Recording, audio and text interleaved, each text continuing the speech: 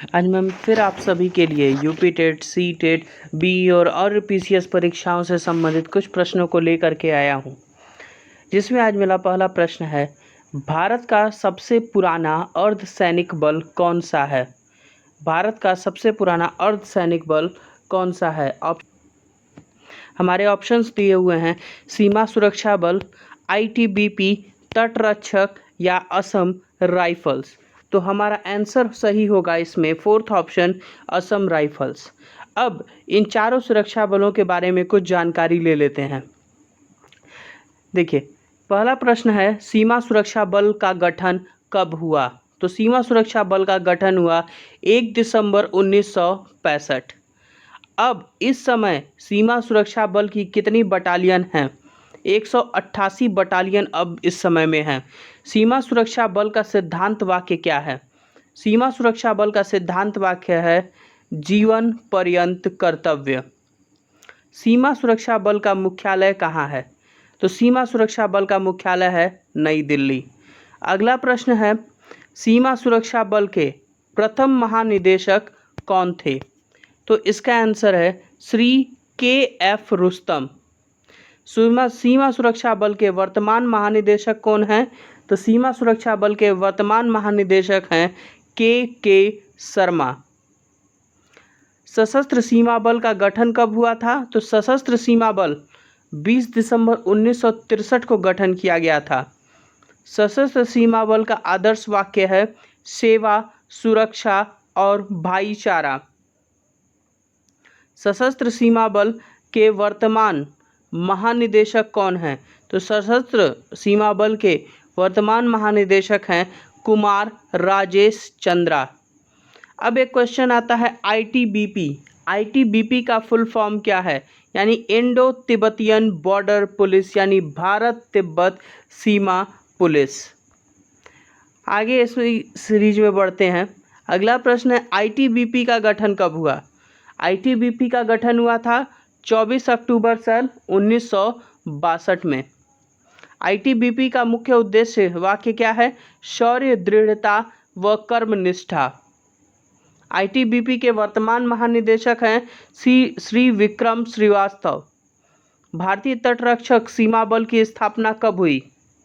भारतीय तटरक्षक सीमा बल की स्थापना 18 अगस्त सन 1978 को हुई। भारतीय तटरक्षक बल का आदर्श वाक्य है, वयम रक्षामः, यानी हम रक्षा करेंगे। भारतीय तटरक्षक बल के वर्तमान महानिदेशक कौन हैं? तो वर्तमान महानिदेशक हैं अनुराग गोपालन थपलियाल। और अब अगला है, असम राइफल्स का गठन कब व किस नाम से हुआ था? तो याद रखिए, असम राइफल्स 1835 ईस्वी में कछार लेवी के नाम से किया गया था। असम राइफल्स को लोग प्यार से पूर्वोत्तर का प्रहरी या पर्वतीय लोगों का मित्र कहते हैं। असम राइफल्स का मुख्यालय जो है वो शिलांग में है। अगला प्रश्न है, महात्मा गांधी जी की हत्या कब हुई? तो महात्मा गांधी जी की हत्या कब हुई, इसके लिए ऑप्शन दिए हुए हैं, 30 जनवरी 1947, 30 जनवरी 1948, 30 जनवरी 1949 और 31 जनवरी 1948। तो ये सबको पता होगा, 30 जनवरी तो सबको याद होगा, लेकिन 1947 हो नहीं सकता हमारा। तो हमारा इसमें आंसर है 1948, क्योंकि 6 महीने बाद ही महात्मा गांधी को नाथूराम गोडसे ने गोली मार दी थी। इनसे संबंधित कुछ प्रश्नों को जान लेते हैं कि महात्मा गांधी को सर्वप्रथम बापू किसने कहा था? महात्मा गांधी को सर्वप्रथम बापू सुभाष चंद्र बोस ने कहा था। एक और प्रश्न बनता है कि महात्मा गांधी को, मतलब मोहनदास करमचंद गांधी को महात्मा की उपाधि किसने दी थी? तो मोहनदास करमचंद गांधी यानी गांधी जी को महात्मा की उपाधि दी थी रविंद्रनाथ टैगोर ने। एक और प्रश्न आता है, कभी कभी एग्जाम में पूछ देता है कि महात्मा गांधी के राजनैतिक गुरु किसे कहा गया है? महात्मा गांधी के राजनैतिक गुरु हैं गोपाल कृष्ण गोखले। सबको पता होगा कि इनका जन्म 2 अक्टूबर सन 1869 ईस्वी में काठियावाड़ के, गुजरात के काठियावाड़ नामक स्थान पे हुई थी। गुजरात के पोरबंदर के काठियावाड़ नामक स्थान पर हुई थी। इनके पिता का नाम करमचंद गांधी था। अगले प्रश्न पर चलते हैं। राष्ट्रीय आपदा प्रबंधन प्राधिकरण का पदेन अध्यक्ष कौन होता है? तो राष्ट्रीय आपदा प्रबंधन प्राधिकरण का पदेन अध्यक्ष जो है वो ऑप्शन दिया हुआ है राष्ट्रपति, गृह मंत्री, प्रधानमंत्री या फिर उप मुख्यमंत्री, उपराष्ट्रपति सॉरी। तो हमारा ऑप्शन सही होगा प्रधानमंत्री। इसके बारे में कुछ और बातों को जान लेते हैं कि जैसे राष्ट्रीय आपदा प्रबंधन प्राधिकरण का गठन कब हुआ? तो याद रखने के लिए आप लोग लिख लीजिए इसको 27 सितंबर 2006। 27 सितंबर 2006 में इसका गठन हुआ। ठीक है, अगले प्रश्न की तरफ बढ़ते हैं, लेकिन इससे पहले कुछ और चीज़ों को जान लेते हैं। इस राष्ट्रीय आपदा प्रबंधन योजना की शुरुआत कब हुई? ये कन्फ्यूज़न कर देता है कभी कभी एग्जाम में कि राष्ट्रीय आपदा प्रबंधन प्राधिकरण का गठन कब हुआ और राष्ट्रीय आपदा प्रबंधन योजना का गठन कब हुआ। तो ये याद रखिएगा कि 1 जून 2016 को हमारे माननीय प्रधानमंत्री नरेंद्र प्रसाद मोदी द्वारा ही इसका गठन किया गया था। राष्ट्रीय आपदा प्रबंधन के कौन कौन से कार्य होते हैं? ये अक्सर पूछ देता है कि इनमें से कौन सा कार्य राष्ट्रीय आपदा प्रबंधन का नहीं है। तो हमको ये जानना पड़ेगा कि कौन कौन से उसके कार्य हैं। पहला है जोखिम को समझना, दूसरा है एजेंसियों के बीच सहयोग रखना, तीसरा है आपदा जोखिम न्यूनीकरण में सहयोग देना जो कि संरचनात्मक उपाय है, और DDR में सहयोग देना जो कि गैर संरचनात्मक उपाय है, और क्षमता विकास। ये सारे प्रश्न जितने मैंने बताए हैं उसको आप कहीं नोट कर लें कि जिससे आगे आने वाली परीक्षाओं में आपको दिक्कतें न हों। अगला प्रश्न है निम्न में से किसके कारण पोलियोमाइलिटिस यानी साधारणतः पोलियो होता है? तो ऑप्शन दिए हुए हैं हमारे एंटेरोवायरस, मप्स वायरस, डेंगू वायरस या फिर रोटा वायरस। तो हमारा आंसर सही होगा एंटेरोवायरस। इससे संबंधी एक प्रश्न है कि पोलियो के प्रकार कौन कौन से हैं? तो पोलियो के मुख्यतः 3 प्रकार हैं। पहला है रीढ़ की हड्डी में पोलियो, दूसरा है वुल्वर पोलियो और तीसरा है बब्लो स्पाइनल। ये जो पोलियोमाइलिटिस है ये वुल्वर पोलियो का ही एक रूप है। अगले प्रश्न पर चलते हैं। भारत में किस क्षेत्र की भाषाएं द्रविड़ कुल से संबंधित हैं? किस क्षेत्र की भाषाएं द्रविड़ कुल से संबंधित हैं? हमारा ऑप्शन दिया हुआ है उत्तरी क्षेत्र, दक्षिणी क्षेत्र, पूर्वी क्षेत्र या फिर पश्चिमी क्षेत्र। इसमें सही ऑप्शन हमारा है दक्षिणी क्षेत्र से द्रविड़ बिलोंग करते थे यानी उनसे जुड़े हुए थे। अगला प्रश्न है यूनेस्को का मुख्यालय कहाँ स्थित है?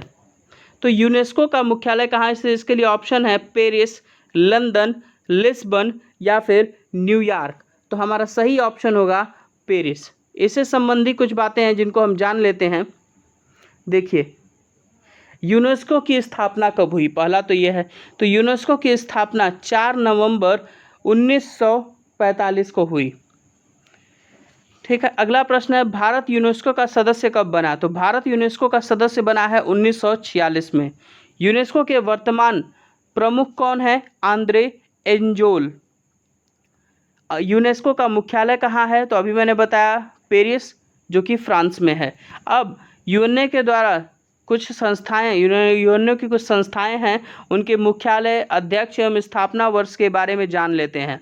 पहला है खाद्य एवं कृषि संगठन जिसका मुख्यालय रोम यानी इटली में है, जिसके अध्यक्ष जैकस डियोफ हैं। इसकी स्थापना सन 1945 ईस्वी में हुई। अगला है अंतर्राष्ट्रीय परमाणु ऊर्जा अभिकरण, इसका मुख्यालय वियना ऑस्ट्रिया में है। इसके अध्यक्ष हैं याकिया अमानो। इसका स्थापना वर्ष है 1957। अगला है अंतर्राष्ट्रीय नागर विमानन संगठन, जिसका मुख्यालय है मॉन्ट्रियल जो कि कनाडा में स्थित है। इसके अध्यक्ष हैं रेमंड बेंजामिन, जो कि 1947 में इसकी स्थापना की गई। अंतर्राष्ट्रीय कृषि विकास कोष, जिसका केंद्र है, जिसका मुख्यालय है रोम। इसके अध्यक्ष हैं कानियो एफनवांजे। इसकी स्थापना 1977 ईस्वी में हुई। अगला है अंतर्राष्ट्रीय श्रम संघ, जिसका मुख्यालय जेनेवा स्विट्जरलैंड में है, जिसके अध्यक्ष जुआन सोमाविया हैं। इसकी स्थापना सन 1946 ईस्वी में हुई। अंतर्राष्ट्रीय मॉनेटरी फंड, जिसको IMF के नाम से भी जाना जाता है, इसका मुख्यालय वाशिंगटन DC में है। इसके प्रमुख हैं डोमिनिकी स्ट्रॉस-काहन, जो कि 1945 ईस्वी में इस संस्था को बनाया गया। इसका गठन 1945 में किया गया। संयुक्त राष्ट्र औद्योगिक विकास संगठन, जिसका मुख्यालय वियना ऑस्ट्रिया में है, जिसके प्रमुख हैं इस समय कांदेह यूम केला, जो कि 1967 में बनाई गई एक संस्था है। विश्व बैंक, इसका भी वाशिंगटन DC में ही इसका मुख्यालय है, जिसके प्रमुख है रॉबर्ट B जोलिक। यह संस्था 1945 में बनाई गई है। विश्व पर्यटन संगठन, जो कि मद्रिद, इसका मुख्यालय मद्रिद स्पेन में है। इसके प्रमुख हैं तालिब रिफाई। इस संस्था का गठन 1974 ईस्वी में हुआ था।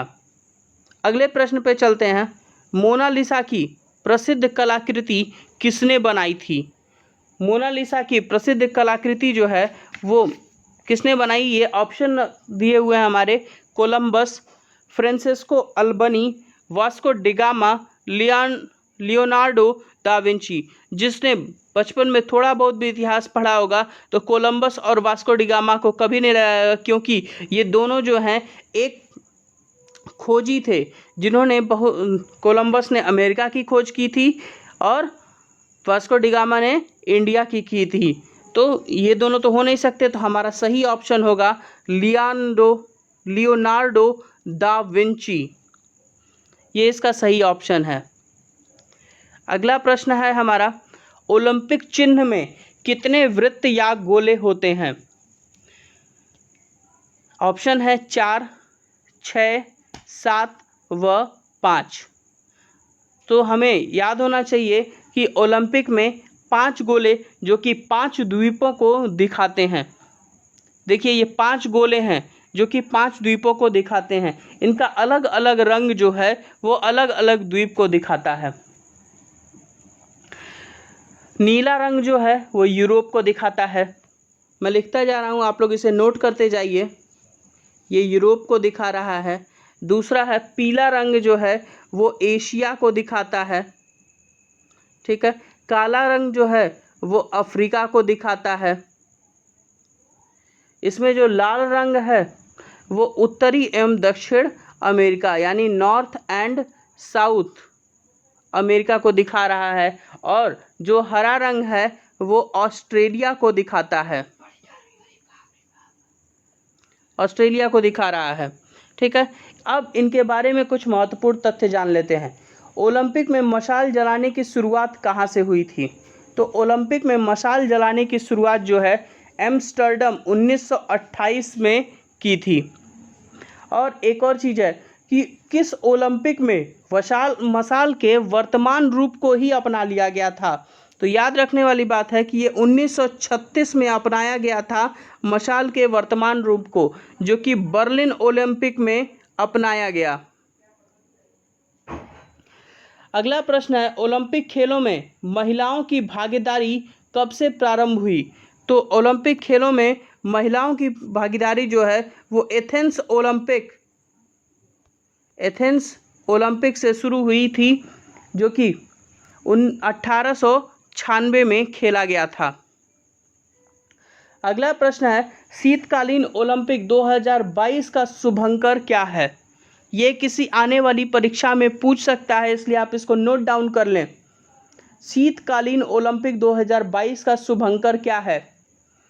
तो आंसर है हमारा मुस्कुराता पांडा वो लाल रंग की लालटेन की शक्ल वाला बच्चा। मुस्कुराता पांडा वो लाल रंग की लालटेन की शक्ल वाला बच्चा। अगला प्रश्न है इसी से संबंधित, ओलंपिक 2020 का शुभंकर क्या रहा है? तो मैं आपको चित्र के सहित दिखा देता हूं कि ये है ओलंपिक 2020 का, जो कि टोक्यो में होने वाला था।